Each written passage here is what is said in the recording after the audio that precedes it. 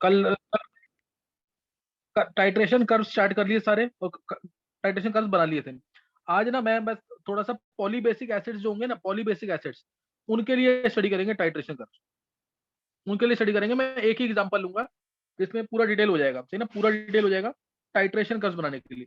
और इसमें तुम्हें सोचना कैसे मैं ये बता दूंगा। दो क्वेश्चन करेंगे, एक मैं करवा देता हूँ तुम्हें और एक तुम करोगे, सही ना, एक मैं करवा रहा हूँ और एक तुम करोगे इसके बाद।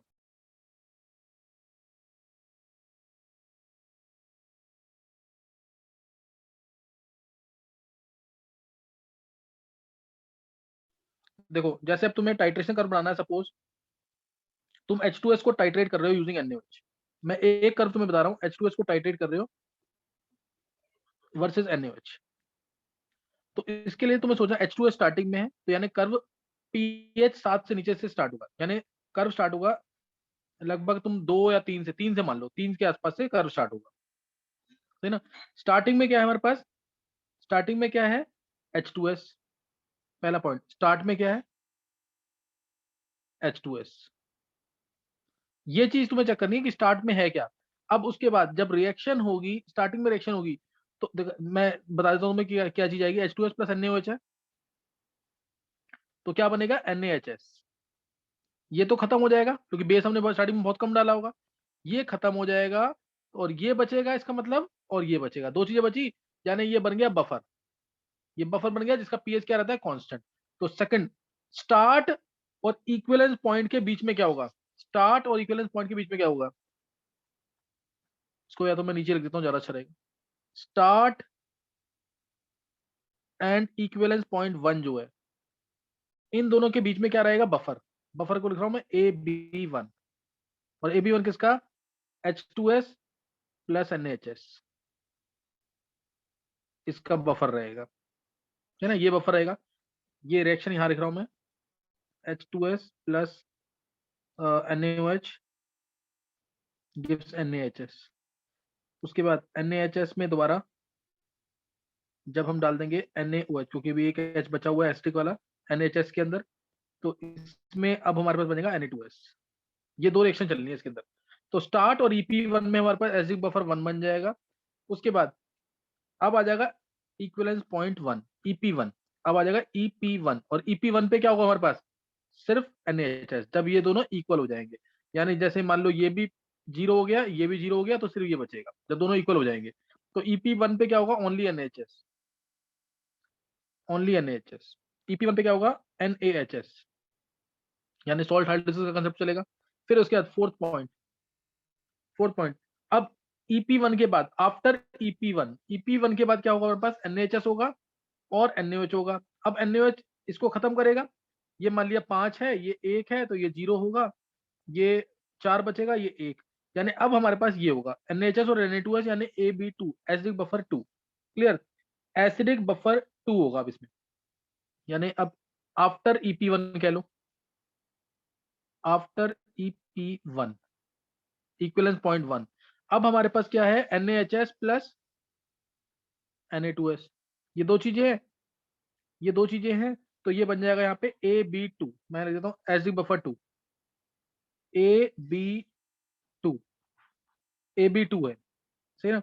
अब फिफ्थ पॉइंट क्या है, EP2 पे क्या होगा, EP2 पे क्या होगा, जब ये दोनों बराबर, जीरो ये, तो सिर्फ ये Na2S बचेगा, सिर्फ Na2S बचेगा। तो सॉल्ट हाइड्रोलिसिस चलेगा, सॉल्ट हाइड्रोलिसिस चलेगा। और लास्ट में सिक्स पॉइंट, कर्व बनाने के लिए आफ्टर EP2 क्या बचेगा, आफ्टर EP2 क्या बचेगा, ओनली NaOH, ओनली NaOH। पहले ये 6 पॉइंट्स बताए ना, अगर ये समझ आ गए तुम्हें, तो कर्व बनाने में कोई दिक्कत नहीं आएगी। ये 6 पॉइंट्स एक बार चेक कर लेंगे, फिर मैं तुम्हें बता रहा हूँ कि कैसे करना कुछ।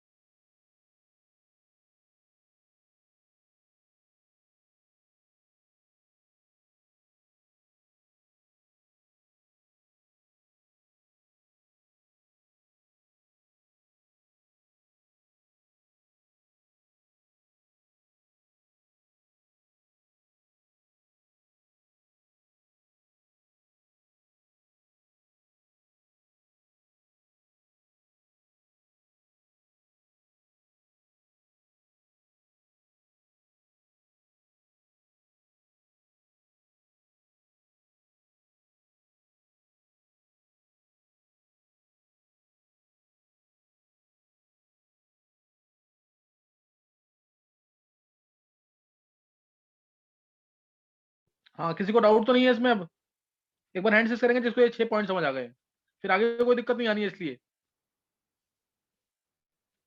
आदित्य, कनिष्क, छवि, नित्या, जानवी, वेदांत, बॉबी, अनुष्का, युविका, निवृत्ति, आर्यमन, प्रिया, देवांशी, अर्नव।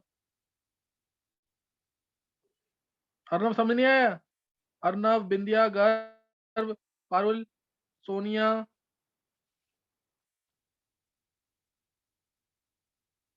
नहीं समझ आया दोबारा पूछ लो, नहीं तो कल समझ नहीं आएगा। सर दोबारा बता दो प्लीज। देखो देखो, गर्व ध्यान सुनना बिल्कुल। Okay sir. और किसको समझ नहीं आया? हाँ, और किसको समझ नहीं आया? सर मुझे नहीं आया। सोनिया। सोनिया को समझ नहीं आया। सोनिया लेक्चर सॉल्ट हाइड्रोलिसिस वगैरह पढ़ लिया, बफर और सॉल्ट हाइड्रोलिसिस? सर अभी पूरे नहीं हुए मेरे लेक्चर उसके। बफर सॉल्यूशन का फॉर्मूला पता है कि नहीं? नहीं। नहीं पता? अच्छा देखो, बस सोनिया इतना ध्यान रख लो, अगर वीक एसिड है और उसका कंजुगेट बेस है, कंजुगेट बेस पता है कि नहीं? हाँ सर ये तो पढ़ा था मैंने। हाँ, वीक एसिड और उसका कंजुगेट बेस है तो उसे कहते हैं बफर। इतना ध्यान रख लो। जैसे मैंने बोला HCN है तो उसका कंजुगेट बेस क्या होगा? CN माइनस यानी NaCN, ये बफर है। सही है? Yes sir. और बफर का पीएच रहता है कांस्टेंट। पीएच क्या रहता है इसका? कांस्टेंट। स्ट्रॉन्ग बेस का पीएच क्या रहता है? कांस्टेंट। स्ट्रॉन्ग बेस है तो पीएच ऑलमोस्ट कांस्टेंट रहेगा, पीएच कांस्टेंट। ये बातें ध्यान था, बस जो बता रहा हूं मैं। सॉल्ट हाइड्रोलिसिस होगा तो पीएच तेजी से बढ़ेगा, वीक एसिड है तो पीएच तेजी से बढ़ेगा।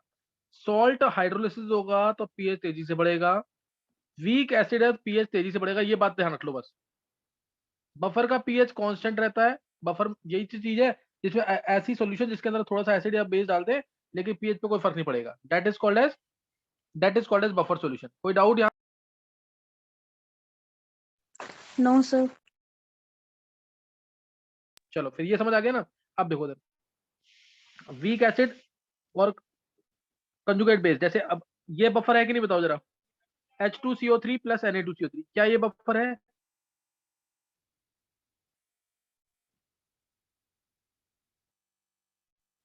बोलो।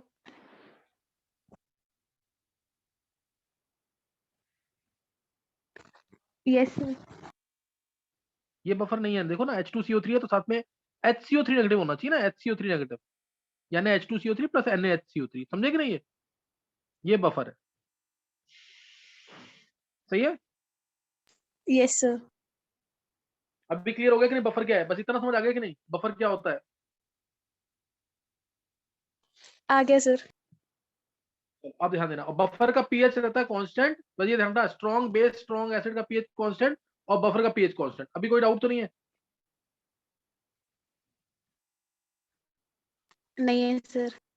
चलो क्या इसमें पारुल तुम्हें समझ आ गया क्या बोला मैंने? पारुल?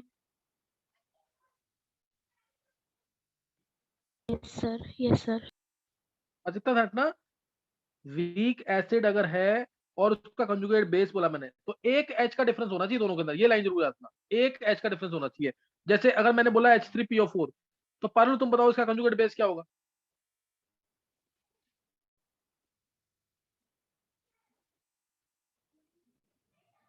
इसका कंजुगेट बेस क्या होगा? गर्व तू बोल, गर्व। सर इसका कॉन्जुगेट बेस में सर H2PO4 नेगेटिव आएगा। H2PO4 negative. पारुल समझ आया कि नहीं है?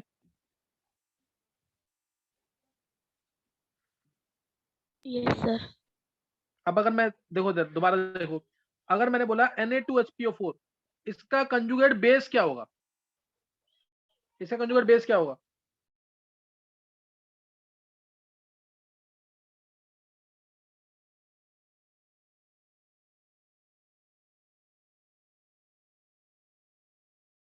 Na2PO4 minus. Na2PO4 माइनस कैसे आ जाएगा? देखो एक एच हटा दो बस तुम इसमें से, PO4 3 नेगेटिव, ये होगा ना Na3PO4 होगा ना। नहीं क्लियर हुआ?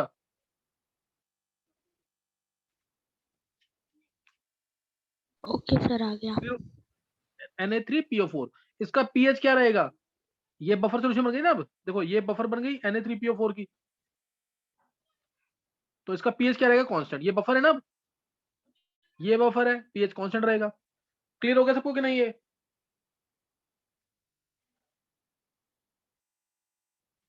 देखो HPO4 2 नेगेटिव था ना, ये HPO4 2 नेगेटिव है ना। अगर मैं बोलता हूँ इसका कंजुगेट एसिड निकाल लो, तो तुम एसिड बनाना है ना, एसिड में तो H ज्यादा होंगे, तो H2PO4 नेगेटिव, ये होगा कंजुगेट एसिड इसका। अगर मैं कहता हूँ कंजुगेट बेस निकालो, तो इसमें तुम एक H हटा दो, PO4 3 नेगेटिव। आगे बात समझ की नहीं है? और समझ आ गया कि नहीं? अब yes sir. Buffer, acidic buffer समझ आ गया क्या होता है? एसिडिक बफर, वीक एसिड साथ में उसका कंजुगेट बेस, वीक एसिड साथ में उसका कंजुगेट बेस, ये होगा एसिडिक बफर। कोई डाउट?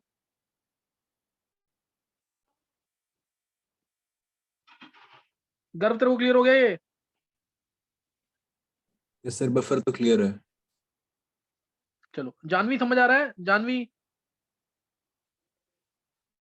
Yes sir. अब ध्यान देना है जो मैं बोलूंगा। देखो स्टार्टिंग में H2S को मैं टाइट्रेट कर रहा हूँ, H2S को मैंने फ्लास्क में लिया है, NaOH को मैंने ब्यूरेट में लिया है, मैं H2S को टाइट्रेट कर रहा हूँ। तो स्टार्टिंग में तुम्हारे पास क्या रहेगा? स्टार्टिंग में क्या रहेगा, जल्दी बोलो। H2S H2S रहेगा। H2S वीक एसिड है, स्ट्रॉन्ग एसिड है? वीक। वीक है। गर्व तू बोलता रहा। तो यस वीक सर। एसिड अगर है, हाँ वीक एसिड है, तो कर्व वर्टिकल होगा, भी बताया मैंने बोला यस पीएच सर। तेजी से चेंज करेगा इसका। वीक एसिड होगा और सॉल्ट होगा तो कर्व तेजी से बढ़ेगा, यानी सॉल्ट हाइड्रोलिसिस होगा तो भी कर्व तेजी से बढ़ता है। बफर के केस में और स्ट्रॉन्ग बेस के केस में या स्ट्रॉन्ग एसिड के केस में पीएच रहता है कांस्टेंट, ये दिमाग में रखना बस। ये बात ध्यान रखोगे ना, फिर कोई दिक्कत नहीं आनी। अब देखो इधर, अब स्टार्टिंग के बाद मैंने डाल दिया NaOH, NaOH डाला तो H2S का एक H खत्म, तो NaHS आ जाएगा। अब NaOH डाला है ना अभी तो जस्ट, तो ये अगर 5 था तो ये 1 रहा होगा, ये 0 हो जाएगा। 1 मोल था तो 0 हो गया, ये 4 बचेगा, ये 1 बन गया बफर की नहीं? अब H2S और NaHS बचा है, यस सर, बन गया एसिडिक बन गया ना बफर। बफर। बफर बन गया, तो अब बताओ बफर बन गया तो अब कर्व कैसा होगा बता? अगर हॉरिजॉन्टल की वर्टिकल? सर हॉरिजॉन्टल होगा क्योंकि पीएच सेम रहेगा, कांस्टेंट रहेगा। हाँ, पीएच कांस्टेंट रहेगा तो कर्व रहेगा हॉरिजॉन्टल, सही ना। अब उसके बाद अब NaHS, अब जब ये H2 दोनों बराबर हो जाएंगे, 0 0 हो गए मान लो, रिएक्शन होती जाएगी, NaOH डालते रहेंगे अब, तो ये दोनों 0 0 होगा तो ये 5 बन जाएगा। अब सॉल्ट बन गया NaHS, जब इक्विवेलेंस पॉइंट पहला वाला आ गया, NaHS बन गया कि नहीं? Yes sir. तो अब पीएच क्या रहेगा? सर 7 से थोड़ा सा ऊपर होगा बस। हाँ नहीं, 7 से ऊपर होगा, सॉल्ट बना ना, सॉल्ट बना तो सॉल्ट हाइड्रोलिसिस होगा, तो पीएच क्या होगा? पीएच होगा ना सर PK1 + PK2/2। ध्यान है कि नहीं है? Yes sir. तो अब कर्व कैसे जाएगा? वर्टिकल। नहीं भी समझ आ रहा ना गर्व, तो बस ये लाइन ध्यान रख ले, वीक एसिड तो वर्टिकल, सॉल्ट का हाइड्रोलिसिस तो वर्टिकल, ये याद रख ले, या इसका उल्टा याद रख ले। स्ट्रॉन्ग बेस तो कर्व हॉरिजॉन्टल, स्ट्रॉन्ग बेस तो कर्व हॉरिजॉन्टल, या फिर एसिडिक बफर या बेसिक बफर, एसिडिक बफर या बेसिक बफर तो कर्व हॉरिजॉन्टल। ये दो केस तो याद रखता है कि नहीं? Yes sir. बस ये ध्यान रख ले, फिर कर्व बन जाएगा, कर्व बनाना सीख लेगा एटलीस्ट। कंसेप्ट तो देखो सीखना पड़ेगा ढंग से पूरा।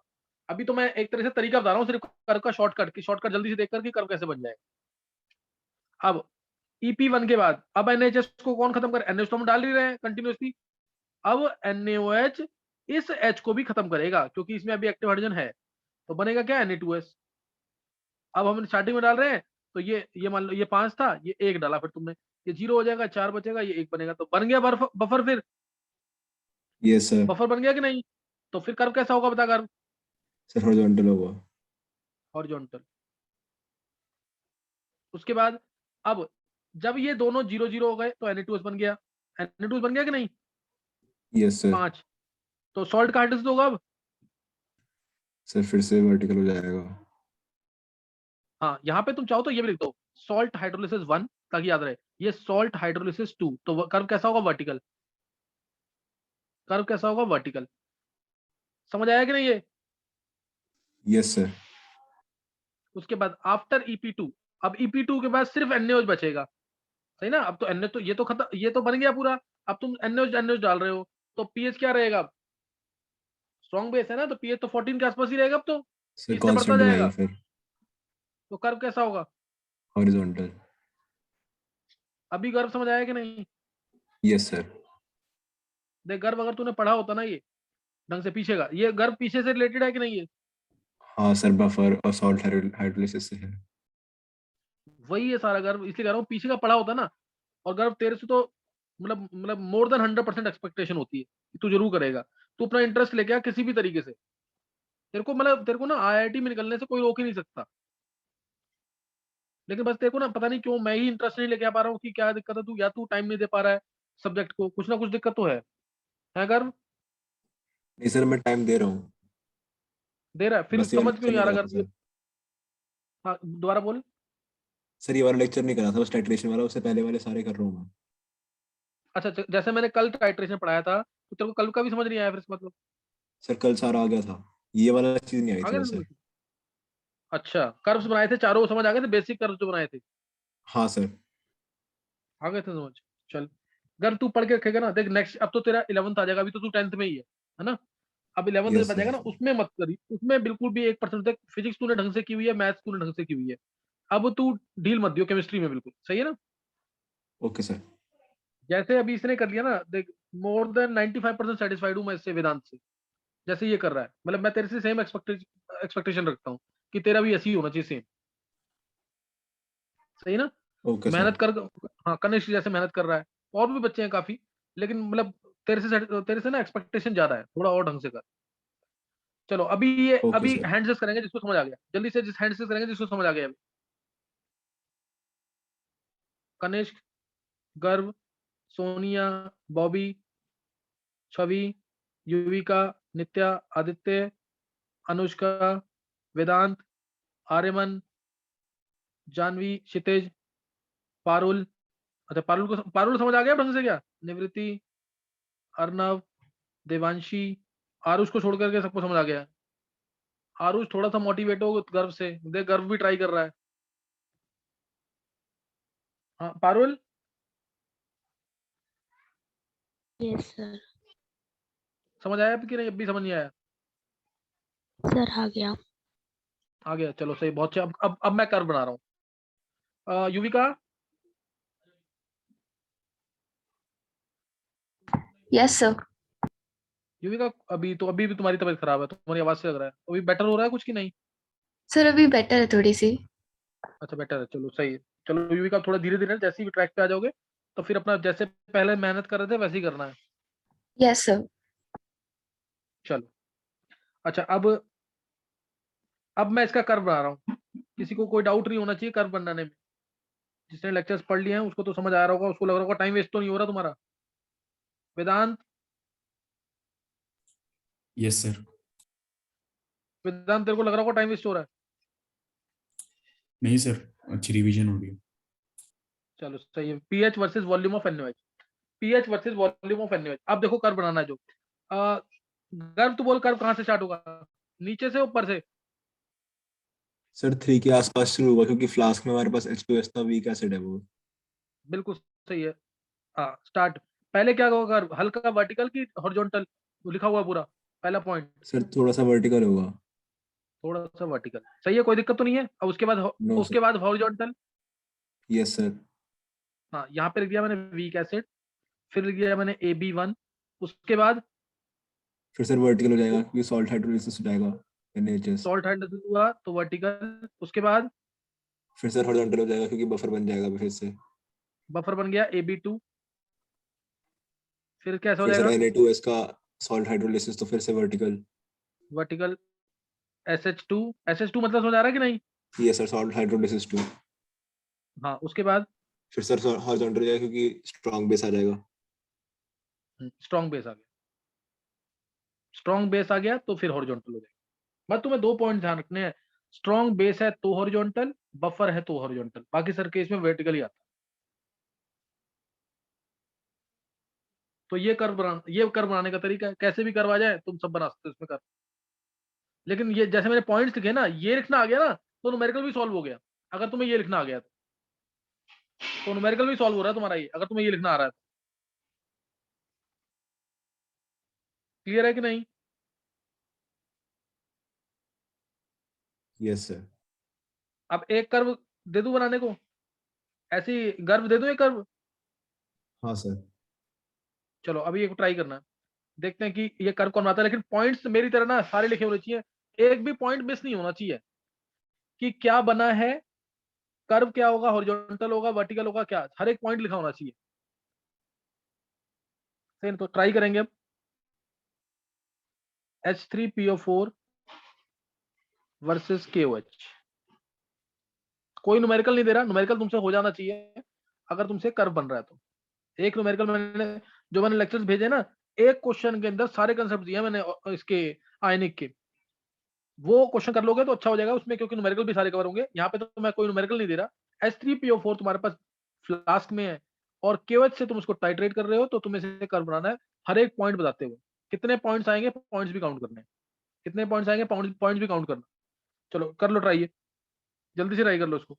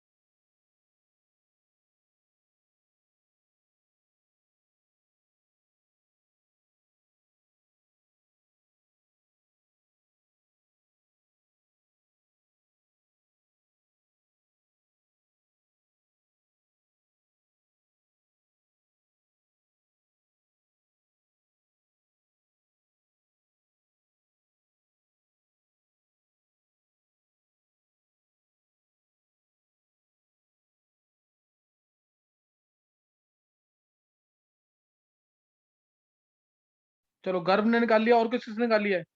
हैंड से करेंगे आंसर जिसने निकाल लिया है।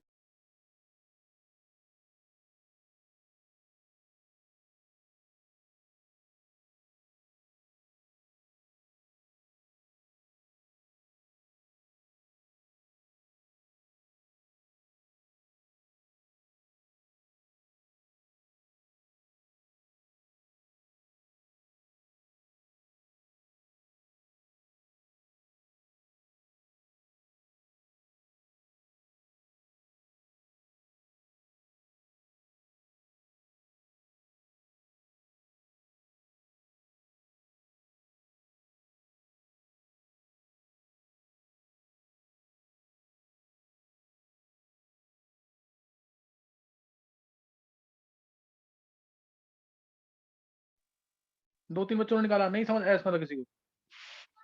दो तीन बच्चों ने आंसर निकाला सिर्फ। सोने निकाल लिया है? Yes sir. चलो निकाल लिया तो देखो अब आंसर, जल्दी से देखेंगे। देखो मैं डायरेक्ट लिख रहा हूं इसमें। स्टार्ट में तुम्हारे पास क्या होगा? H3PO4 वीक एसिड, तो वर्टिकल कर्व। दूसरा point, before EP1, before EP1, EP1 से पहले तुम्हारे पास होगा एसिडिक बफर। मैं बोल रहा हूं सिर्फ किस किसका? H3PO4 का और NaH2PO4 का। H3PO4 का और NaH2PO4 का बफर है तो कर्व हॉरिजॉन्टल। फिर EP1 पे, EP1 पे तुम्हारे पास होगा NaH2PO4। NaH2PO4 सॉल्ट है तो होगा यहाँ पे सॉल्ट हाइड्रोलिसिस SH1, तो कर्व होगा वर्टिकल।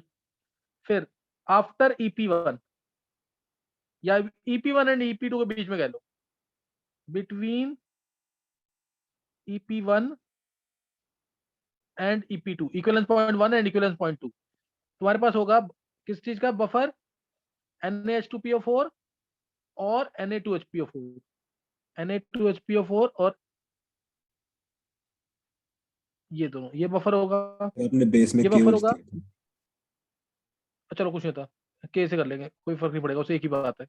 तो ये आ जाएगा यहाँ पे एसिडिक बफर 2, AB2 बफर है तो कर्व आएगा हॉरिजॉन्टल, कर्व आएगा हॉरिजॉन्टल।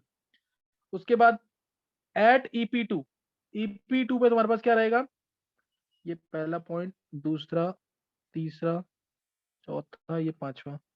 EP2 पे क्या रहेगा तुम्हारे पास? EP2 पे आएगा Na2HPO4, Na2HPO4, तो सॉल्ट हाइड्रोलिसिस 2, तो वर्टिकल कर्व। अब EP2 और EP3 के बीच में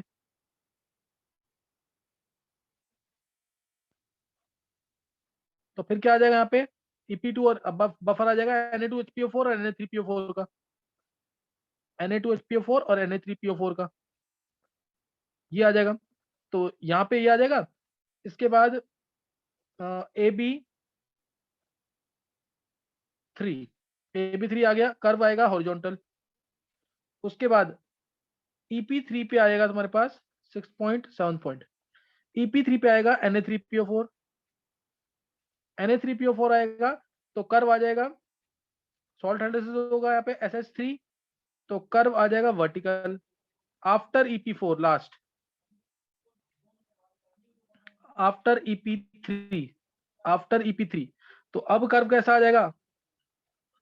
आफ्टर EP3 अब हमारे पास सिर्फ NaOH रहेगा और साथ में Na3PO4 का होगा, लेकिन उसका कोई सिग्निफिकेंस नहीं है, तो कर्व आ जाएगा हॉरिजॉन्टल। तो 8 पॉइंट्स आ गए।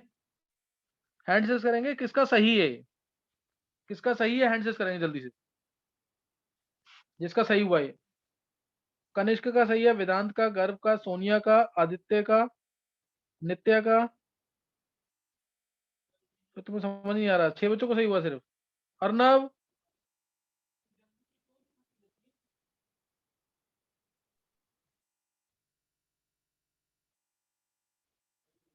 नित्या नहीं, फिर तो तुम्हारा बहुत कम। जानवी समझ नहीं आया क्या? सर आ गया है। जानवी फिर क्वेश्चन हुआ क्यों नहीं है?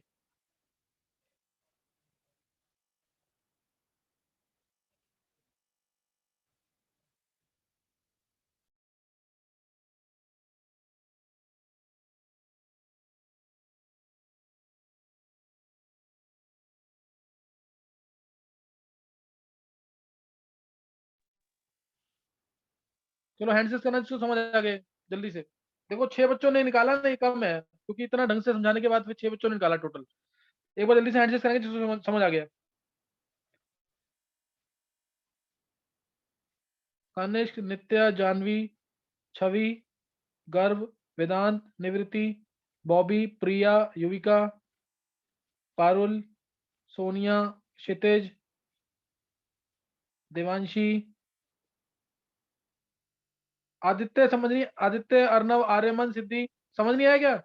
आर्यमन को समझ आ गया है, आदित्य को, सिद्धि, अर्णव, अर्णव,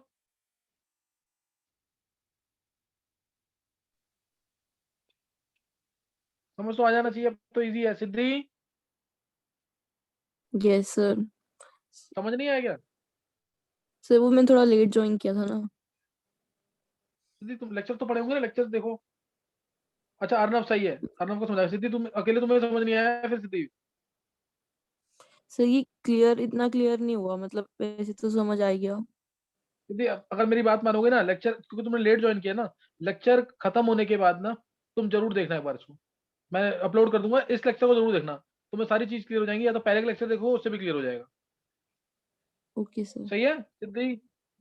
यस सर। चलो मैं एक दो क्वेश्चन प्रैक्टिस हाँ, एक दो मैं क्वेश्चन प्रैक्टिस करा रहा हूँ, एक बार ही ज्वाइन कर लेंगे जल्दी से।